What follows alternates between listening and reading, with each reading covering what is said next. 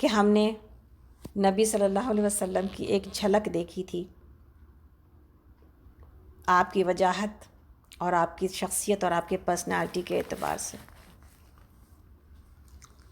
یہ دیکھنے کی کوشش کرتے ہیں کہ آپ صلی اللہ علیہ وسلم کا لباس کیسا تھا۔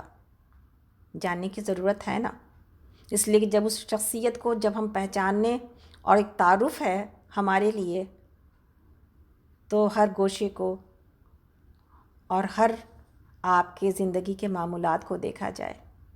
جس طرح محبوب کی ہر چیز سے محبت ہوتی ہے، اسی طرح آپ صلی اللہ علیہ وسلم کے شب و روز کو دیکھتے ہیں انشاءاللہ تعالی اس آئینے میں۔ لباس آدمی کی شخصیت کا اور اس کی پرسنالٹی کا واضح اظہار لباس سے ہوتا ہے۔ اس کی لباس کی پوری ڈائمنشن، یعنی اس کی لمبائی، اس کی چوڑائی، اس کی رنگت، اس کی صفائی، ایسے بہت سے پہلو ہیں جو کیا بتاتے ہیں کہ اس لباس کے اندر جو انسان موجود ہے اس کا ذہن اور کردار کیسا ہے۔ لباس بولتا ہے، اور لباس ایک ایسا ظاہری جس کو کہا جائے کہ ایک ایسا ظاہری لباس ہوتا ہے، یعنی جو ایک ظاہر میں ایک ایسی چیز ہوتی ہے جو فوراً انسان کو دکھائی دیتی ہے۔ کسی کا کیریکٹر کیا یہ تو آپ کو دکھائی نہیں دیتا، کسی کا ذہن کیسا یہ تو آپ کو دکھائی نہیں دیتا، لیکن لباس بہت کچھ ایکسپلین کر دیتا ہے نا۔ اسی لیے اللہ رب العالمین نے مومن کے لیے، میرے لیے اور آپ کے لیے کون سا لباس پسند کیا ہے؟ میرے لیے اور آپ کے لیے کون سا لباس پسند کیا ہے؟ اگر فیس بک پر لوگ جواب دے سکیں، میرے لیے اور آپ کے لیے کون سا لباس پسند کیا گیا؟ تقویٰ کا لباس۔ تقویٰ کا لباس ایک ایسی انسان کی حیت، اس کی حالت کہ جس میں اللہ کا خوف نمایاں ہو، اللہ کی خشیت نمایاں ہو، اس کے معاملات میں، اس کی زبان میں، اس کے طور طریقوں میں، کہ لباس سب سے پہلے دکھائی دیتا ہے۔ ایسے ہی ہے نا؟ تو پھر یہ تقویٰ بھی، جس کے اندر تقویٰ موجود ہوتا ہے، یہ پتہ چل جاتا ہے سامنے والے کو، پتہ چل جاتا ہے، لباس کی طرح ہو جاتا ہے تقویٰ انسان کے زندگی میں۔ اللہ تعالی ہمیں تقویٰ کا لباس عطا کرے، آمین یا رب العالمین۔ تو نبی کریم صلی اللہ علیہ وسلم کے لباس کے بارے میں جو ہم تک معلومات جو پہنچی ہیں، اس میں اللہ تعالیٰ کا یہ حکم پتہ چلتا ہے کہ سورہ اعراف کی آیت نمبر 26 میں جو اللہ رب العالمین نے اولاد آدم کو دیا ہے، کیا ہے کہ آیت نمبر 26 سورہ اعراف، اے اولاد آدم، یا بنی آدم قد انزلنا علیکم لباسا یواری سوآتکم وریشا، اے اولاد آدم، ہم نے تمہارے ستر ڈھانکنے والا اور تمہیں زینت دینے والا لباس تمہارے لیے مقرر کیا ہے، اور لباس تقویٰ بہترین ہے، وَلِبَاسُ التَّقْوَىٰ ذَلِكَ خَيْرٌ۔ یہ ہے وہ لباس جو میرے اور آپ کے اوپر نظر آنا چاہیے۔ بنی آدم سے خطاب ہے، ہم سے آپ سے خطاب ہے۔ اور دوسرا یہ کہا سورہ نحل میں کہ تمہیں گرمی سے بچانے اور جنگ میں محفوظ رکھنے کے لیے قمیضیں اور زرہیں اللہ نے بنائی ہیں اور تمہیں عطا کی ہیں۔ تو حضور کا لباس ساتر تھا۔ سب سے پہلے جو لباس کا جو مقصد بیان کیا گیا ہے وہ کیا ہے؟ ہمارے شرمناک حصوں کو ڈھانپنے والا ساتر۔ تو نبی صلی اللہ علیہ وسلم کا لباس ساتر تھا، زینت والا، یعنی خوبصورتی والا تھا، اور خوبصورتی سے مراد آج کے دور کی خوبصورتی نہیں، اس دور میں جو لباس ایک ماڈریٹ طریقے سے اچھا سمجھا جاتا تھا، اور پھر یہی بات کہ اصل لباس تقویٰ کا لباس تھا. اور آپ کا لباس کبر سے، ریا سے، دکھاوے سے بہت دور تھا. ٹھاٹ باٹ سے رہنا آپ کو ناپسند تھا. آپ نے کیا فرمایا؟ انما انا عبد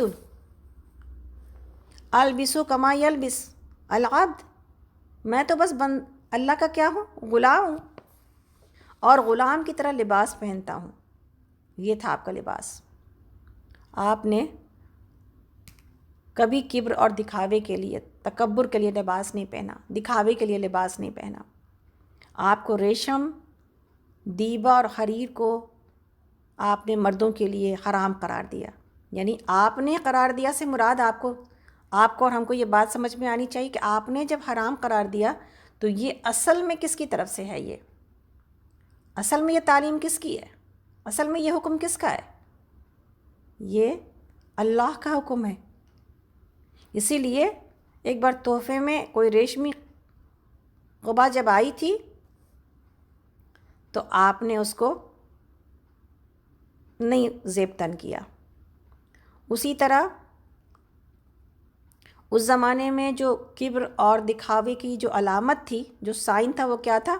لمبائیاں، لمبے لمبے جبے قبے، لمبا امامہ. وہ کبھی بھی آپ نے اس کو زیب تن نہیں کیا. آپ کو اس طرح کے دکھاوے سے اور تکبر سے نفرت تھی. آپ نے دوسری مذہبی طبقوں کے فیشنوں کی تقلید، یعنی اس کو فالو کرنا اور نقالی کو آپ نے کبھی پسند نہیں کیا. آپ نے اس سے منع فرمایا، تاکہ امت کیا ہو؟ جب دوسروں کے لباس پہننے لگتے ہیں تو کیا ہو جاتا ہے؟ انسان کا سیلف ریسپیکٹ ختم ہو جاتا ہے، اپنی انفرادیت ختم ہو جاتی ہے. اسی طرح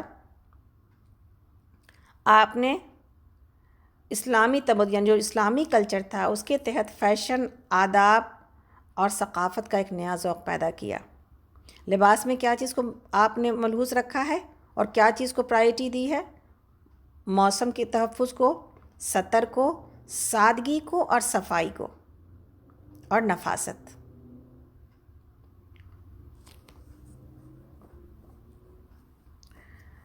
آپ کو کرتا یعنی قمیص بہت پسند کرتے تھے. کرتے کی آستین نہ تو بہت تنگ ہوتی تھی، یعنی بہت چھوٹی نہیں ہوتی تھی، نہ زیادہ کھلی. دونوں ہے نا فیشن کے طریقے، یا تو بالکل ایک دم ہاتھوں کے اوپر سل دیتے ہیں، یا پھر اتنا بڑی بڑی آستینیں جو ہے وہ دکھائی دیتی ہیں. یہ آج بھی فیشن ہے، اس طرح کے فیشن آج بھی چلتے ہیں.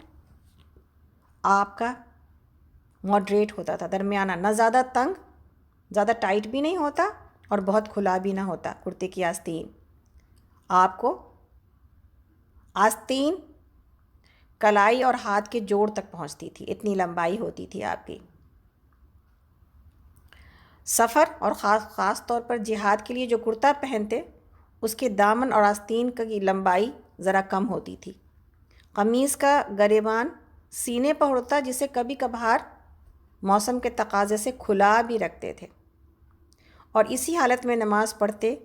کرتا پہنتے ہوئے پہلے سیدھا ہاتھ ڈالتے، پھر الٹا. آپ کو پتہ ہے نا کہ نبی صلی اللہ علیہ وسلم ہر کام کی شروعات کس طرف سے کرتے تھے؟ رائٹ سائڈ سے.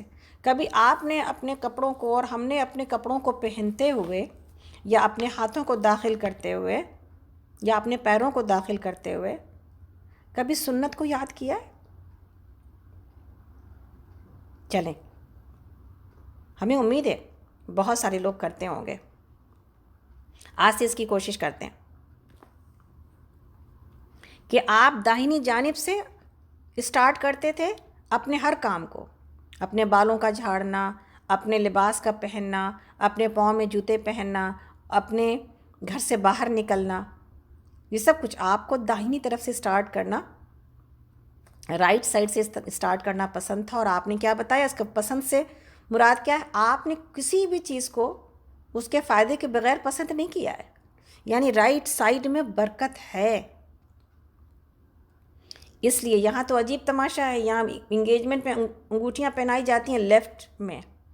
جب میرے بیٹے کی شادی منگنی ہوئی تھی اور انگوٹھی کا ٹائم آیا تھا تو ہم نے ایک ہنگامہ کھڑا کر دیا کہ نہیں، بچے بڑے پریشان ہوئے کہ بھئی رائٹ میں تو شادی کی رنگ پہنائی جاتی ہے اور لیفٹ میں پتہ نہیں کیا کیا یہاں پہ تماشے ہیں۔ ہم نے کہا لیکن بیٹا ہم رائٹ سائڈ کیوں چھوڑیں، رائٹ میں برکت ہے، اس لیے رائٹ میں پہننا چاہیے۔ اور ہم مسلمان ہو کر کے کون اس سے انکار کرتا ہے کہ رائٹ سائڈ ہمارا بابرکت ہے؟ تو الحمدللہ بچوں نے فالو کیا اس کو۔ لیکن ہم اپنی زندگی میں، اپنے دن بھر کے کام کاج میں کب اس کو یاد کرتے ہیں؟ میرا وہیں پر نقطہ موجود ہے جو ہم اپنی ذات کے لیے اور آپ کی ذات کو سمجھانے کی کوشش کر رہے ہیں۔ اس ربیع الاول کے مہینے میں ہم اپنے نبی کی محبت کو اپنے معمولات میں زندہ کر لیں، صرف زبان ہی نہیں کہ ہم نے درود پڑھنا شروع کر دیا، بلکہ میرے معمولات میں داہنا جانب، داہنا سائڈ میری زندگی کا معمول بن گیا کہ میں بھول سے بھی اپنے بائیں ہاتھ کو، اپنے لیفٹ ہاتھ کو اپنے کسی کام میں استعمال نہیں کرتی۔ اپنے بائیں سائڈ کو میں بھول کے بھی اپنے پیر کے جوتوں کو، اپنے لیفٹ فیٹ کو اپنے جوتوں میں نہیں ڈالتی۔ یہ ہے اصل کام کہ میرا یہ جو اتباع ہے، یہ فالو کرنا ہے، یہ میری عادت بن جائے، یہ میرے دن رات کا معمول بن جائے۔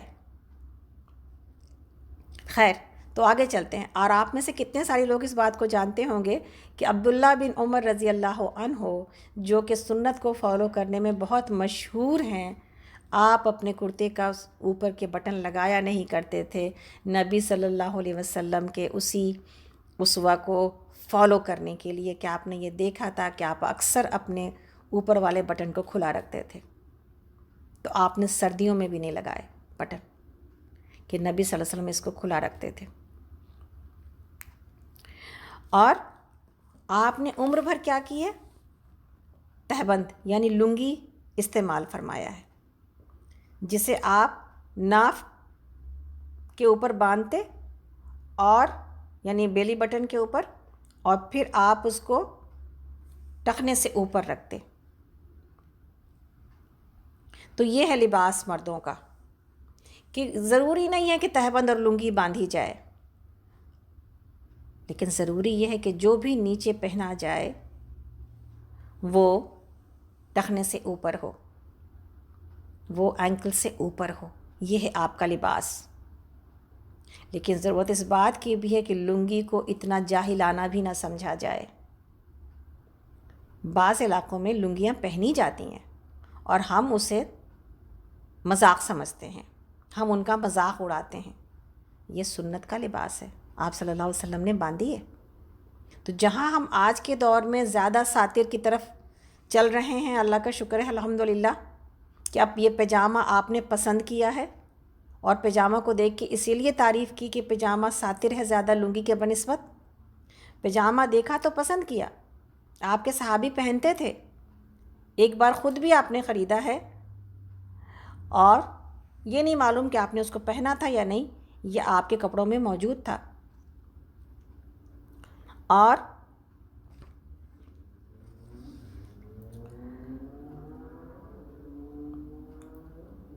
سر پر امامہ باندھنا آپ کو خاص پسند تھا، نہ بھاری ہوتا تھا نہ چھوٹا، ایک روایت کے لحاظ سے 7 گز لمبائی ہوتی تھی، اور امامہ کا شملہ بالشت بھر یعنی ایک ہینڈ فل پیچھے ضرور چھوڑتے، جو پیچھے کے جانب دونوں شانوں کے درمیان رہتا۔ آپ اس کو سورج کی گرمی سے بچنے کے لیے سر پر کبھی پھیلا لیتے تھے، اسی طرح کبھی گردن میں لپیٹ لیتے تھے، اور کبھی آپ نے کپڑے کی ایک دھجی جس کو رومال کہا جاتا ہے، پٹی کی طرح سر پر بھی باندھا ہے، اور یہ کہا جاتا ہے کہ یہ کب باندھ لیتے تھے آپ؟ جب کہ سر میں درد ہوتا تھا. اور آپ کو پتہ ہے اپنے آخری سر کے درد کی جو آپ صلی اللہ علیہ وسلم کا جو آخری سر کا درد ہے، آپ کے وفات سے پہلے کا جو مرض تھا، آپ نے سر پہ پٹی باندھی ہوئی تھی. اسی طرح آپ صفائی کے خیال سے امامہ کو تیل کی چکنائی سے، اس لیے کہ آپ سر بالوں میں تیل لگایا کرتے تھے کثرت کے ساتھ، ایک خاص کپڑا اور ایک ٹوپی امامہ کے نیچے پہنا کرتے تھے. لیکن صفائی کا یہ عالم تھا کہ اس کو کبھی گندا نہیں دیکھا گیا. آپ کو پتہ ہے مذہبی لوگوں کے جسموں سے بدبو آتی ہے. مذہبی ہم بن جاتے ہیں، بڑے عبادت گزار ہوتے ہیں، ہم نے تو بہت کسی سے، ایسی خاتون سے میری ملاقات ہوئی تھی انڈیا میں، بہت بڑا مدرسہ چلاتی ہیں اور بہت سارے کاموں میں انوالو ہیں ماشاءاللہ. لیکن جب ہم ان کے گلے سے لگے، پتہ نہیں کچھ یہاں پر رہنے کی وجہ سے بھی ہم لوگوں کی عادتیں تھوڑی خراب ہو گئی ہیں شاید، پسینے کا اتنا بھپکا اٹھا ان کے عبایا میں سے کہ میری طبیعت عجیب سی ہو گئی. اور ابھی تک ہم کو یاد ہے، یہ بہت پہلے کی بات ہے. تو جو نبی اتنا پاکیزہ نفیس ہوتا تھا، اس کی امت آج بھی آپ مسجدوں میں عبایا لگانے والی اور جو نقاب لگانے والی خواتین ہوتی ہیں، اکثر ہم اس سے بہت دور ہو جاتے ہیں. ماشاءاللہ الحمدللہ رب العالمین، ہم یہ نہیں کہتے، اللہ تعالی ہم سب کو توفیق دے کہ ہم اسکارف بھی لگائیں، ہم عبایا بھی ڈالیں اور ہم نقاب بھی کریں. لیکن جس چیز کا سب سے زیادہ اہتمام کرنے کی ضرورت ہے ان چیزوں کے ساتھ ساتھ، وہ ہے کہ صفائی کا خیال ضرور رکھیں. کسی انسان کو ہم سے گلے لگنے کے بعد نقاب یا اسکارف یا عبایا کی کراہیت دل کے اندر ناپسندیدگی نہ پیدا ہو جائے. اور یہ ہو جاتی ہے جب اسکارف والے لوگ اپنے اسکارف کا خیال نہیں رکھتے، اپنے عبایا کا خیال نہیں رکھتے، اپنی صفائی کا خیال نہیں رکھتے. تو ہمارے نبی صلی اللہ علیہ وسلم بہت ہی نفاست پسند تھے، بہت صفائی پسند تھے. اس امت کو، گھروں میں جائیں آپ، شاید کم تر گھروں میں ایسے گھر آپ کو دکھائی دیں گے جو کہ جہاں دینداری بھی ہے اور صفائی بھی ہے. دینداری کا مطلب یہ ہے کہ بس دین کے اوپر دنیا تج دی ہم نے، اب ہم صفائی سے کوسوں دور ہیں، نہ گھر صاف کرتے ہیں نہ اپنے آپ کو صاف کرتے ہیں. ایسا نہیں ہے نا، ایسا نہیں ہے. جب ابھی بات ہو رہی تھی کوئی گوشہ ایسا نہیں تھا نبی صلی اللہ علیہ وسلم کا جو کمال کو نہ پہنچا ہوا ہو. ہم انسان ہیں، ہم کمزور ہیں، ہم کمال کو نہیں پہنچ سکتے، لیکن ایک درجہ، ایک حد تک اپنی صفائی کا اہتمام رکھ تو سکتے ہیں، اپنے گھر کی صفائی تھوڑی کر تو سکتے ہیں. تو بعض لوگ اس بات کو بالکل نہیں لیتے کہ بھائی دینداری ہے تو صفائی ہونی چاہیے، دینداری ہے تو گھر کے اندر بھی، ہمارے کچن میں بھی، ہمارے برتنوں میں بھی ایک سلیقہ، ایک صفائی، ایک نفاست دکھائی دینی چاہیے. اس کی بہت زیادہ ضرورت ہے اپنے گھروں میں.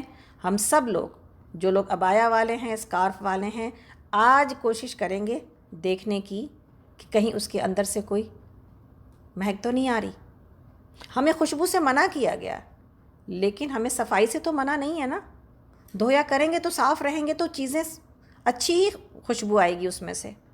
اور اس میں وقتاً فوقتاً اس کے اوپر جو ہے وہ فیبرک فریشنر چھڑکا کریں، تاکہ جب ہم باہر جائیں تو ہمارے اندر سے مسالوں کی بدبو نہ آئے، ہمارے اندر سے ہمارے پسینوں کی بدبو نہ آئے، گندگی کی بدبو نہ آئے. ہر چیز جو گندی ہوتی ہے تھوڑی دیر میں اس کے اندر سے اسمیل آنے لگ جاتی ہے. تو اپنے آؤٹ فٹ کا خیال رکھنا اس اعتبار سے کہ اس کے اندر بدبو نہ ہو، ہمارے منہ میں بدبو نہ ہو. مسواک کو کتنا بتایا گیا ہے. تو ابھی صفائی کی بات ہو رہی، اس لیے مسواک کی بات ہو رہی ہے، آگے مسواک کی بات آئے گی. اسی طرح آپ کے اوڑھنے کی چادر 4 گز لمبی، اور گز کا مطلب یارڈ ہے نا، جیسے آپ سب سمجھ ہی رہے ہیں انشاءاللہ تعالی، ہمیں امید ہے کہ آپ سب سمجھ رہے ہیں. اور 2 سے سوا 2 گز چوڑی ہوتی تھی۔ آپ کبھی اس کو لپیٹ لیتے، کبھی ایک پلو سیدھا اپنے ہاتھوں کے نیچے سے نکال کر الٹے کندھے پر ڈال لیتے، اور یہی چادر کبھی کبھار بیٹھے ہوئے ٹانگوں کے گرد بھی لپیٹ لیتے، اور بعض اوقات اسے تہ کر کے تکیہ بھی بنا لیتے۔ یہ آپ کی چادر کا استعمال تھا۔ آپ میں سے ہم میں سے کتنے سارے لوگ، بڑا مشہور ہے ہمارے پاس کالی کملی، کالی کملی، حالانکہ آپ نے کم ہی پہ اوڑھی ہے۔ کالی کملی آپ کے پاس چادر ہوتی تھی، اور آپ کو سفید رنگ پسند تھا، آپ نے سفید چادریں اوڑھی ہیں۔ اسی طرح آپ معزز ملاقاتیوں کی تواضع کے لیے چادر اتار کر بچھا بھی دیتے تھے۔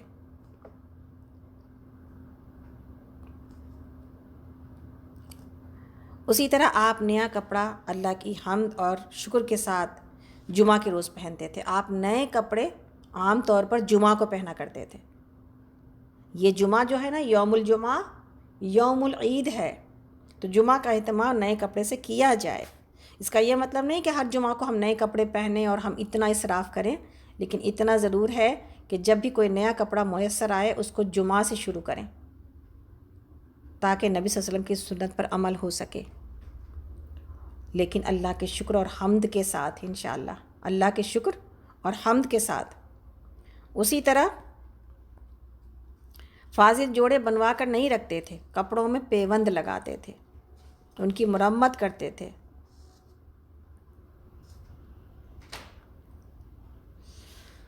اللہ اکبر۔ آپ جہاں پر فقر اور سادگی کی مثال تھے، وہیں پر آپ نے رہبانیت یا ترک دنیا کا سبق نہیں دیا ہے۔ اسی لیے آپ اس بات کو پسند کرتے تھے کہ اللہ کی نعمت اور رزق کا اثر بندے کے اوپر دکھائی دے، تو آپ نے کبھی کبھار اچھا لباس بھی پہنا ہے۔ آپ کا مسلک جو تھا اور ہمارا جو دین ہے وہ کیا ہے؟ اعتدال ہے، اعتدال اور انتہا پسندی سے بچانا ہے۔ نہ تو انسان مہنگے سے مہنگے تر پر ہی ڈل جائے، اور نہ انسان اتنا جو ہے مہنگے یا کسی اچھے لباس سے متنفر ہو جائے کہ دنیا ترک دنیا دکھائی دے۔ آپ نے سرخ دھاری کا اچھا جوڑا بھی زیب تن کیا ہے، بخاری مسلم میں ہے۔ اسی طرح آپ نے 27 اونٹنیوں کے بدلے ایک قیمتی جوڑا خریدا تھا اور پہنا تھا، اور اس کے ساتھ نماز بھی پڑھی تھی۔ اسی طرح آپ کی زندگی اللہ کے اس آیت کے مصداق تھی کہ کون ہے جو اللہ کی عطا کردہ زینت کو حرام کرنے والا ہے نا؟ کون ہے جو اللہ کی عطا کردہ زینت کو حرام کرنے والا ہے؟ ہمارے پاس دینداری آ جائے تو زینت ترک ہو جاتا ہے، بالکل اچھا لباس ترک کر دینا، اور کسی کو اچھے لباس میں پہنے تو پھر اس کو دینداری سے نکال کے باہر کر دیتے ہیں۔ کہ دینداری کا تقاضا کیا ہے کہ بہت سمپل، سادہ، سفید اور ایسا رہا جائے گا۔ ایسا نہیں ہے، حدود کے اندر، عورتوں کے لیے حدود کے اندر اللہ رب العالمین کو ہماری زینت سے کوئی مسئلہ نہیں ہے، وہ تو خود جمال ہے اور جمال کو پسند کرتے ہیں۔ اس لیے اپنے حد کے اندر، حدود کے اندر، اگر کوئی انسان اچھے لباس پہنتا ہے یا پہن سکتا ہے، اس کو پہننا چاہیے، اور اس کا پہننا اس کو دینداری سے خارج نہیں کرتا، اس لیے کہ نبی صلی اللہ علیہ وسلم نے قیمتی لباس بھی پہنا ہے۔ ہاں، ہر وقت قیمتی لباس کے چکروں میں ہی رہنا اور اپنے لباس اور دوسروں کی فکر نہ کرنا، اپنے کپڑوں میں سے اپنے کپڑوں کو جمع کرتے رہنا اور صدقہ نہ دینا اور صدقہ نہ کرنا، نکالنا نہیں، جب نئے کپڑے آئیں تو پیچھے سے کچھ پرانے نکال بھی دیے جانے چاہیے۔ انشاءاللہ تعالیٰ اس کی فکر بھی رکھنے کی ضرورت ہے۔ اسی طرح کپڑوں کے لیے سب سے بڑھ کر سفید رنگ آپ کو پسند تھا، اور کیا کہا کہ تمہارے لیے مسجدوں میں بھی اور قبروں میں بھی اللہ کے سامنے جانے کا بہترین لباس سفید لباس ہے۔ آپ نے یہ بات فرمائی اور کہا کہ سفید کپڑا پہنا کرو اور سفیدی کپڑوں سے اپنے مردوں کو کفن دو، کیونکہ یہ زیادہ پاکیزہ اور پسندیدہ ہیں، زیادہ پاکیزہ اور پسندیدہ ہے۔ تو آپ نے سفید کپڑا پسند کیا ہے مردوں کے لیے، عورتوں کے لیے رنگین لباس پسندیدہ ہے کہ وہ رنگ استعمال کریں گی. سفیدی منع نہیں ہے، سفیدی محض بیوگی کا حصہ نہیں ہے، سفید کپڑا پہننا سنت بھی ہے، لیکن عورتوں کو رنگین لباس منع نہیں ہے، بلکہ پسندیدہ ہے کہ وہ زیب و زینت کے ساتھ رہیں اپنے شوہروں کے لیے. اللہ نے ان کے لیے رنگین لباس، ان کے لیے زیورات، ان کے لیے جو ہے وہ ایسی چیزیں جس سے کہ وہ اپنے آپ کو سجاتی ہیں. یہ اجازت ہے اپنے حدود میں، اپنے دائرے میں، اپنی باؤنڈری میں. اسی طرح آپ کے سفید کے بعد آپ کو سبز رنگ یعنی گرین کلر بھی پسند تھا، لیکن اس شکل میں کہ ہلکی دھاریاں ہوں. اسی طرح آپ کو شوخ رنگ، فاسٹ کلرز ناپسند تھے، آپ نے مردوں کے لیے اس کو ناپسند قرار دیا ہے. اور آپ صلی اللہ علیہ وسلم کا جوتا جو عربی کلچر تھا، عرب کلچر، اس کے مطابق چپل یا کھڑاؤن کی سی شکل کا تھا، جس کے 2 تسمے یعنی 2 بیلٹ ہوتے تھے، ایک انگوٹھے اور ساتھ والی انگلی کے درمیان رہتا، اور دوسرا جو سب سے آخری والی انگلی اور اس کے ساتھ والی انگلی کے بیچ میں ہوتا. اسی طرح آپ کا جب کبھی اس کو کھڑے ہو کر بھی پہنتے، کبھی بیٹھ کر بھی پہنتے، اور پہنتے ہوئے سب سے پہلے دائیں پیر داخل کرتے، ہے نا، رائٹ فٹ،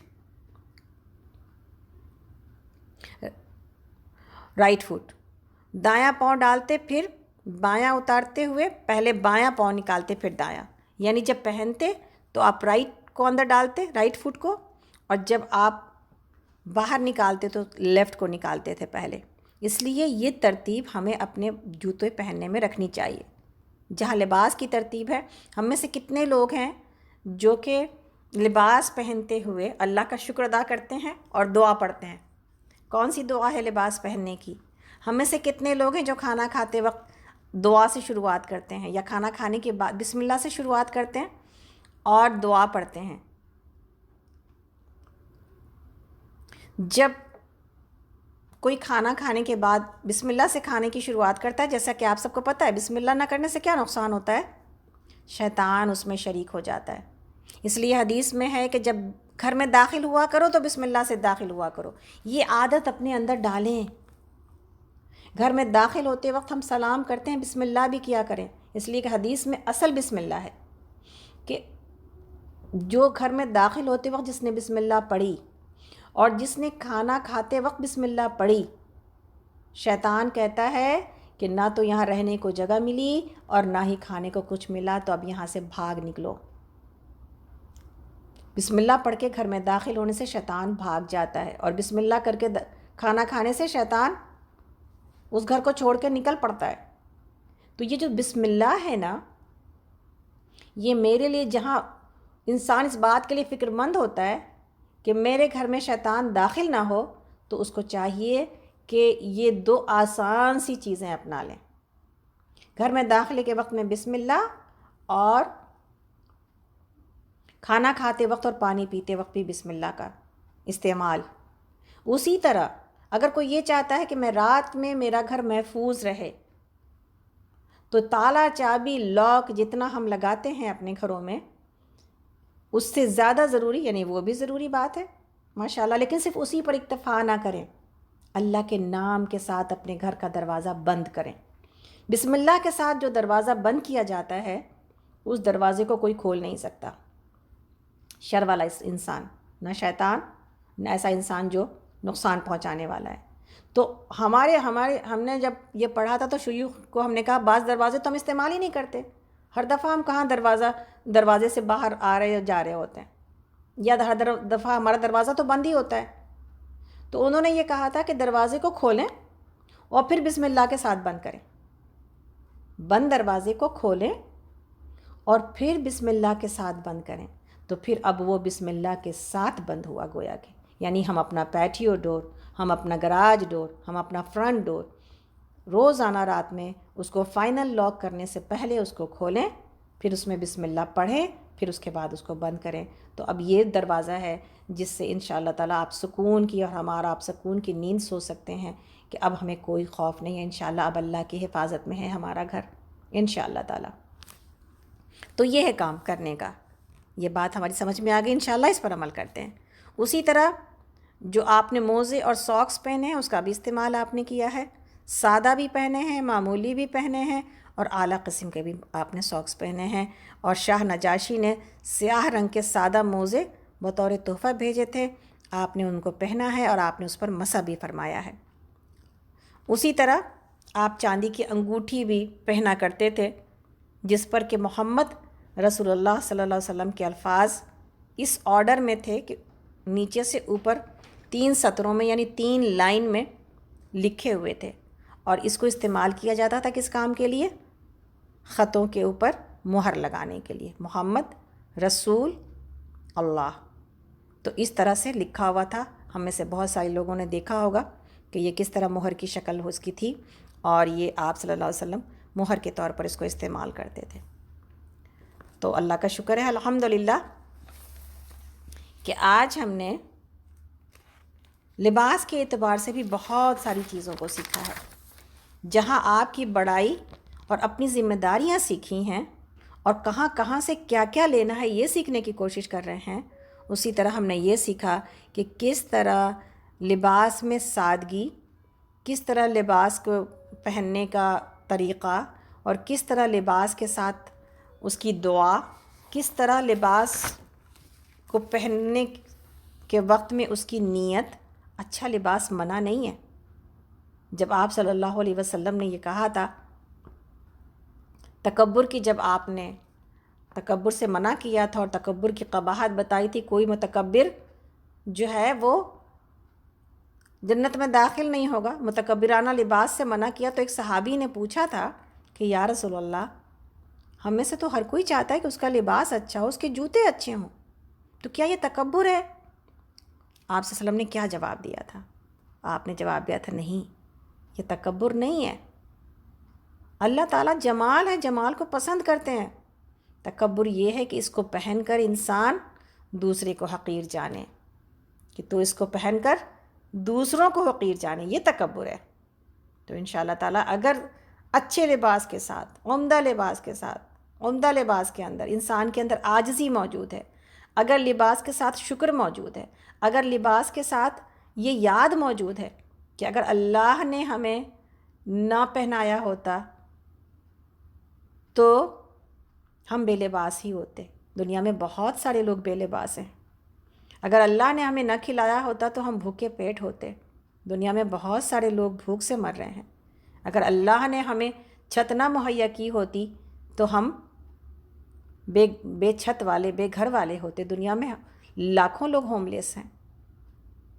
تو یہ کتنا بڑا شکر ہے کہ ہماری ذات سے، ہمارے دن اور رات سے، ہماری ہر نعمت سے اللہ کا شکر ادا ہو.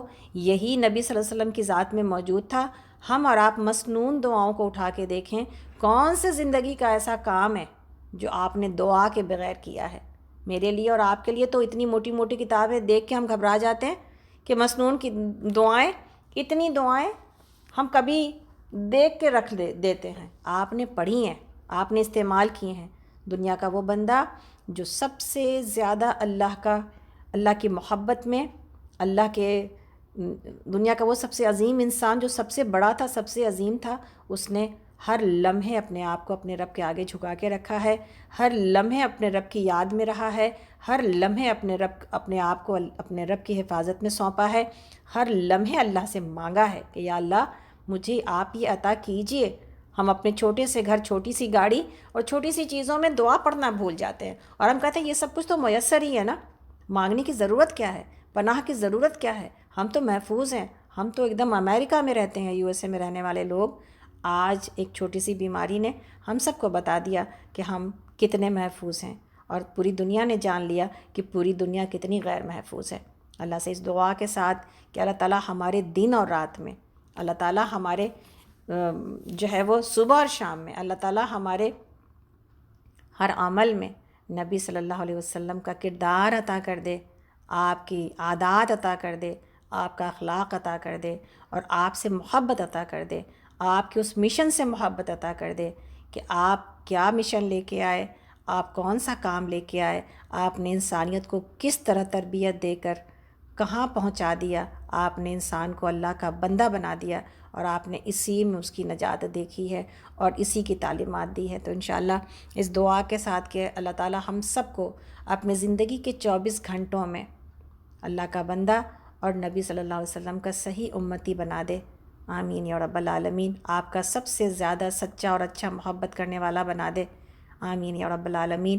اور اس دعا کے ساتھ کہ ہم اپنے نبی سے اور اللہ رب العالمین سے جب ملاقات ہو تو انشاءاللہ ہم سرخرو ہو جائیں کہ یا رسول اللہ، ہم نے آپ کی زندگی کو پڑھنے کی کوشش کی، سمجھنے کی کوشش کی، سننے کی کوشش کی، ہم نے آپ کی زندگی سے سیکھنے کی کوشش کی، ہم نے آپ کی تعلیمات کو سنا، پڑھا، سیکھا، اور ہم نے اپنی زندگی میں اس کے مطابق عمل کرنے کی کوشش کی۔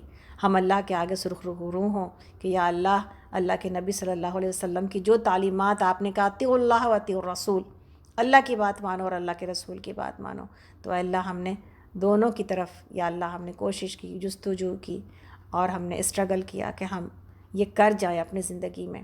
تو انشاءاللہ اس دعا کے ساتھ کہ اللہ تعالی ہمیں سیرت کا بہترین، نہ صرف یہ کہ مطالعہ کرنے والا، بلکہ اللہ تعالی ہم سب کو عمل کرنے والا بھی بنائے، اور ہم اللہ کے نبی صلی اللہ علیہ وسلم کی صحیح محبت اور صحیح اطاعت اور صحیح جو ہے وہ اتباع کر جائیں انشاءاللہ اس دنیا میں اور اس زندگی میں انشاءاللہ۔ اللہ تعالی ہم سب کو ایک ایسی باشعور امت بنائے جو یہ بات سمجھ لے کہ کرنے کا کام کیا ہے اور نہ کرنے کا کام کیا ہے، جو کرنے کا کام ہے اس کے اوپر محنت کرے، اور جو نہ کرنے کے کام ہے اس کو چھوڑ دے۔ یا اللہ آپ ہمیں ایسا بنا دیجئے جیسا آپ ہمیں دیکھنا چاہتے ہیں، یا ربی آپ ہمیں ایسا بنا دیجئے جیسا آپ ہمیں دیکھنا چاہتے ہیں، یا اللہ۔ یا اللہ آپ ہمیں ایسا بنا دیجئے جیسا کہ نبی صلی اللہ علیہ وسلم کی تعلیمات کی وجہ سے صحابہ بن گئے، اور جس کی تعریف کی گئی، اور جن کو جنت کے پروانے دیے گئے۔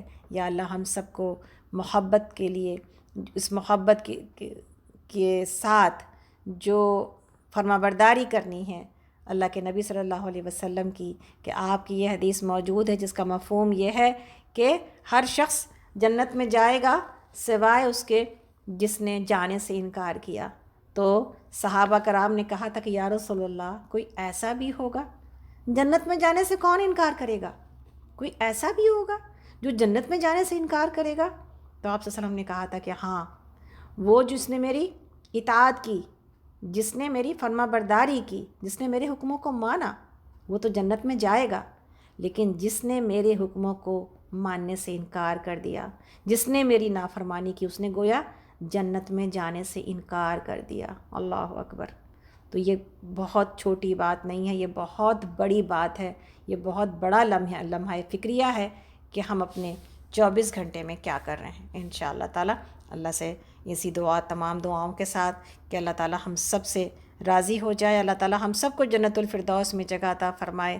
اللہم انا نسألک جنت الفردوس ونعوذ بک من النار، اللہم انا نسألک الجنت الفردوس ونعوذ بک من النار، اللہم انا نسألک الجنت الفردوس ونعوذ بک من النار، آمین یا رب العالمین۔ اللہ تعالیٰ سے دعا ہے اللہ تعالیٰ ہم میں سے جو کوئی بھی بیمار ہے، اللہ تعالیٰ جس کی بھی جو تکلیف ہے، اللہ تعالیٰ ہر آنے والے کی تمام دعاؤں کو، تمام جائز خواہشات کو یا اللہ قبول کر کے یا اللہ ہم سب سے راضی ہو جائیے، اللہ ہم سب کو معاف کر دیجئے، اے اللہ ہم سب کو جنت الفردوس میں جگہ عطا فرما دیجئے، اے اللہ ہم سب کو اسی طرح جوڑے رکھیے نیک اور صالح لوگوں کے ساتھ، تاکہ ہم کامیاب ہو جائیں، اور تاکہ ہم اپنی زندگی میں یا اللہ وہ کر جائیں جو آپ کو پسند آ جائے۔ یا اللہ، یا اللہ ہم آپ سے دعا کرتے ہیں کہ یا غفور الرحیم، جو کوئی بھی ہم میں سے بیمار ہے، جو کہیں پر بھی جس کی جو تکلیف ہے، اللہ تمام تکلیفوں کو دور کر دیجئے۔ اللہ ہمارے زندوں کو بھی معاف کر دیجئے، ہمارے مردوں کو بھی معاف کر دیجئے، ہمارے چھوٹوں کو بھی معاف کر دیجئے، اللہ ہمارے بڑوں کو بھی معاف کر دیجئے، اللہ ہمارے حاضر کو بھی معاف کر دیجئے، ہمارے غائب کو بھی معاف کر دیجئے، اے اللہ ہمارے مردوں کو بھی معاف کر دیجئے، ہماری عورتوں کو بھی معاف کر دیجئے، اے اللہ ہم سب سے راضی ہو جائیے۔ یا اللہ ہم میں سے جو زندہ ہیں ہم سب کو، پوری امت کو یا اللہ نیک ہدایت عطا کیجئے، یا اللہ صحیح راستے پر چلنے کی توفیق عطا کیجئے، یا اللہ ہم اپنے نبی کی صحیح تصویر پیش کر سکیں، یا اللہ یا رب العالمین ہم دنیا کو دکھا سکیں کہ ہمارا نبی کتنا عظیم تھا، ہے اور اس کی عظمت باقی رہے گی انشاءاللہ تعالی۔ اے اللہ ہم سبوں کو یا غفور الرحیم اے اللہ بخش دیجئے یا اللہ ہم سبوں کو یا اللہ ایسا بنا دیجئے جیسا آپ ہمیں دیکھنا چاہتے ہیں یا غفور الرحیم۔ اے اللہ ہم میں سے جس کسی کے پاس بھی کوئی تکلیف آئی ہے اللہ، جس کسی کے بھی کہ ہاں بھی جو بھی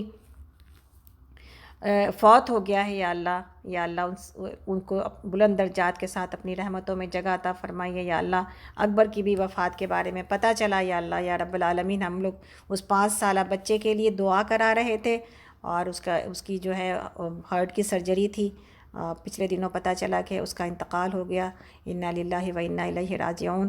اس کے والدین کو اللہ تعالیٰ بہترین صبر سے نوازے یا اللہ اس کے ماں باپ کو بہترین اس کا نعم البدل عطا کیجیے یا غفور الرحیم، اور ماں باپ کو بہترین اس تکلیف کے اوپر بہترین اجر اور بہترین جو ہے وہ صبر سے نوازیے یا اللہ جنت الفردوس میں یا اللہ غفور الرحیم یا اللہ محلات عطا کیجیے ماں باپ کو صبر کے عوض یا اللہ جو ہماری پروین آپا چلی گئی ہیں اللہ ان کو بہترین اپنی رحمتوں میں جگہ عطا فرمائیے یا اللہ ہمارے منظر بھائی کو بہترین، ہمارے جتنے بھی لوگ یا اللہ ہمارے دیور کو اور بہت سارے ایسے لوگ جو کہ اس وقت گئے، اس بیماری میں گئے، جو اس کے علاوہ گئے، اللہ سبوں کو اپنی رحمتوں میں جگہ عطا فرمائیے، سبوں سے راضی ہو جائیے، اور اللہ ہمیں موت نہ آئے مگر اس حال میں کہ آپ ہم سے راضی ہوں یا ربی، ہمیں موت نہ آئے مگر اس حال میں کہ آپ ہم سے راضی ہوں یا اللہ، ہمیں موت نہ آئے مگر اس حال میں کہ ہماری زبانوں پر کلمہ لا الہ الا اللہ ہو یا غفور الرحیم یا اللہ۔ ہمارے والدین کے لیے ہمیں ثواب جاریہ بنائیے، اور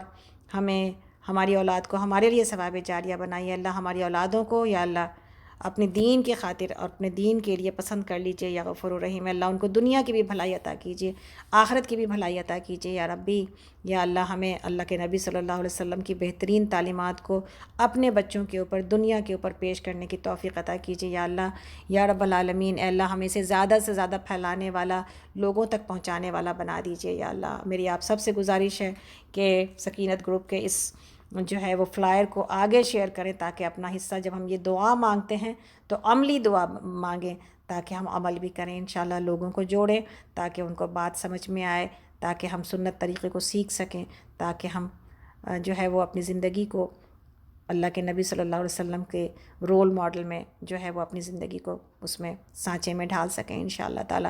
تو اس دعا کے ساتھ کہ اللہ تعالیٰ آپ سب کا حامی و ناصر ہو، اس دعا کے ساتھ کہ اللہ تعالیٰ ہم سب کو بہترین نمازیں پڑھنے والا، سنت کی نماز، ہمارے بہترین شب و روز، ہمارا ذکر، ہماری زبان اللہ کے ذکر سے جاری و ساری ہو، ہم کثرت کے ساتھ درود پڑھنے والے ہوں، ہم کثرت کے ساتھ اللہ کے نبی صلی اللہ علیہ وسلم کے ہر ایک عمل کی کوشش اور اتباع کرنے والے ہوں، ہم کثرت کے ساتھ اپنے اخلاق کی اصلاح کرنے والے ہوں، ہم کثرت کے ساتھ اپنی زبان کے اوپر پکڑ رکھنے والے ہوں یا اللہ۔ اسے دعا کے ساتھ کہ اللہ تعالیٰ ہم سب سے راضی ہو جائے، اے اللہ ہم سب کو ایسا بنا دیجئے، اے اللہ ہم سب کو سے راضی ہو جائیے، اور اس دعا کے ساتھ کہ ہمیں اور ہماری اولادوں کو نماز پڑھنے والا اور وقت پر نماز پڑھنے والا بنا دیجیے۔ ربی جعلنی مقیم الصلاۃ ومن ذریتی ربنا وتقبل دعا ربنا اغفر لی ولوالدی وللمؤمنین یوم یقوم الحساب ربنا هب لنا من ازواجنا وذریاتنا قرۃ اعین واجعلنا للمتقین اماما۔